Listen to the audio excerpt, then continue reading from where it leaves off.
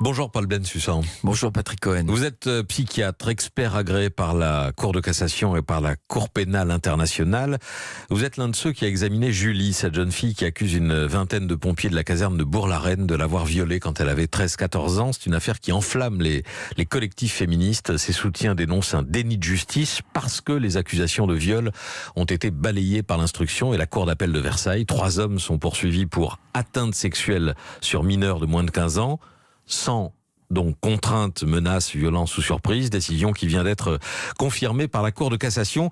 Dans votre rapport, vous aviez trouvé chez Julie des traits de personnalité pathologique avec une propension à l'affabulation. Alors on ne va pas commenter avec vous le fond de cette affaire qui n'est pas jugé, mais le climat, parce que vous avez été violemment prise à partie par plusieurs collectifs, poncifs sexistes et patriarcaux, mépris des victimes. Que répondez-vous, Paul Bensussan, à ces mises en cause ? Bon, vous avez eu raison de dire que je ne dirai rien du fond de l'affaire puisqu'effectivement elle n'est pas jugée. J'ai le secret professionnel et le devoir de réserve et je le respecterai strictement. En revanche, je suis très à l'aise pour vous parler du climat autour des crimes sexuels qui sont aujourd'hui considérés comme la violence ultime et dans lesquels on se retrouve confronté non pas à des confrères qui sont d'avis divergents, mais à des militants. Vous savez, le militantisme, c'est quelque chose qui se résume à coup de slogan. Un slogan, c'est une formule courte destinée à propager une idée, à soutenir une action, et c'est souvent simple, voire simpliste.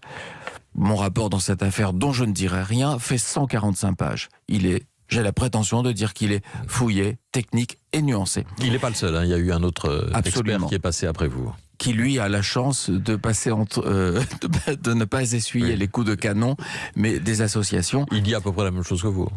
En pire. Ah bon. Voilà, mais on n'en parlera pas. Simplement, le climat. Il est très difficile dans ces affaires d'avoir un avis nuancé, car nous sommes en miroir d'avis dogmatiques. Donc, les associations concentrent le feu sur les experts dont j'ai le privilège de faire partie, qui sont nuancés, qui ne sont pas mus par une idéologie. Vous savez, Alain disait « Rien n'est plus dangereux qu'une idée quand on n'a qu'une idée ». On ne peut pas faire l'expertise avec une idéologie militante. Est-ce que c'est une idéologie ou simplement l'idée que l'accusation vaut preuve ? C'est un peu la même chose. Si on dit que l'accusation vaut preuve, il faut plus faire d'expertise, on n'a même plus besoin d'experts. Un bon magnétophone va suffire.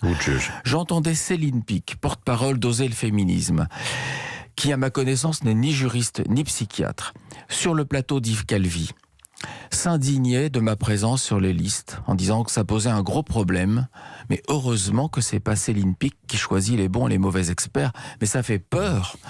Et elle faisait mine de lire mon rapport en me prêtant des propos que je n'ai ni tenus ni écrits. Et j'entendais ça, j'étais médusé. Yves Calvi, qui ne connaît rien à ce dossier, c'est normal, n'a pas réagi.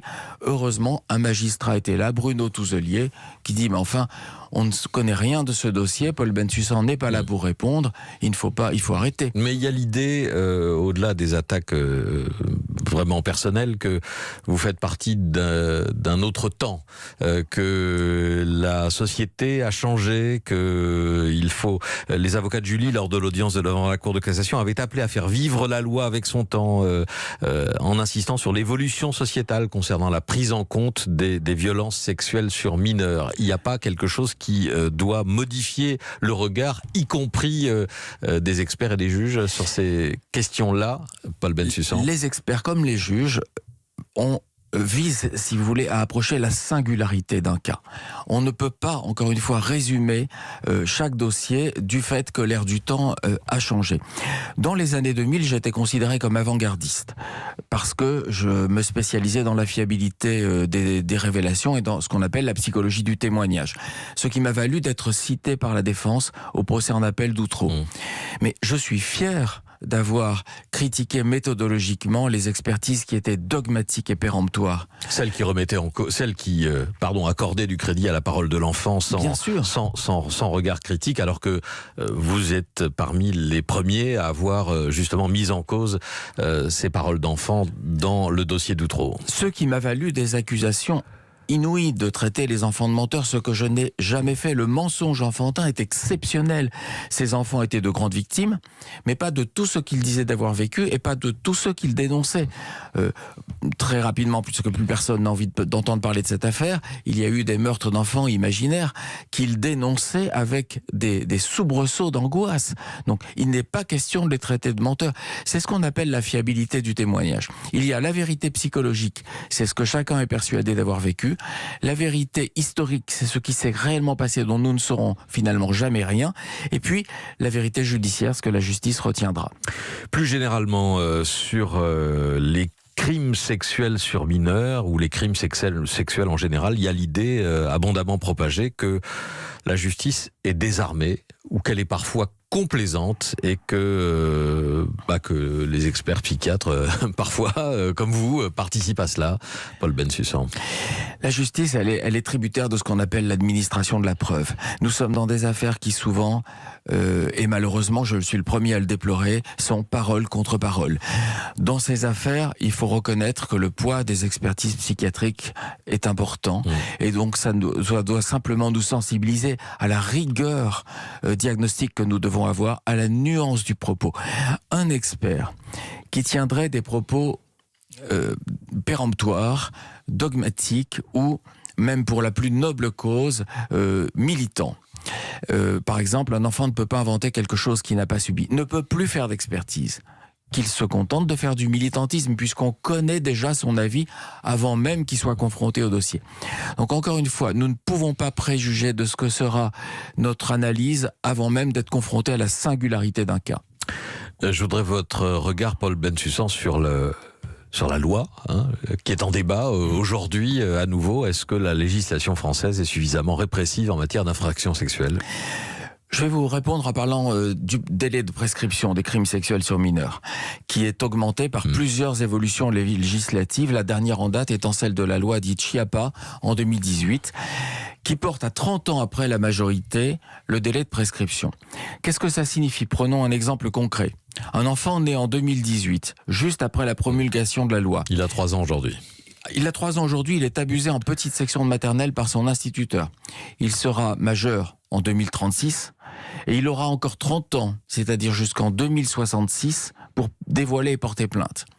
Il est évident que si l'instituteur est encore en vie, c'est en maison de retraite qu'on devra aller le chercher, qu'on n'aura plus ni témoin ni souvenir et qu'on va être confronté à un dossier abyssalement vide. Donc et ça ne satisfait pas encore les associations qui demandent l'imprescriptibilité. Pas toutes, oui. Certaines. Quelques-unes. Certaines, les moins nuancées, demandent l'imprescriptibilité. Qu'est-ce que ça signifie ?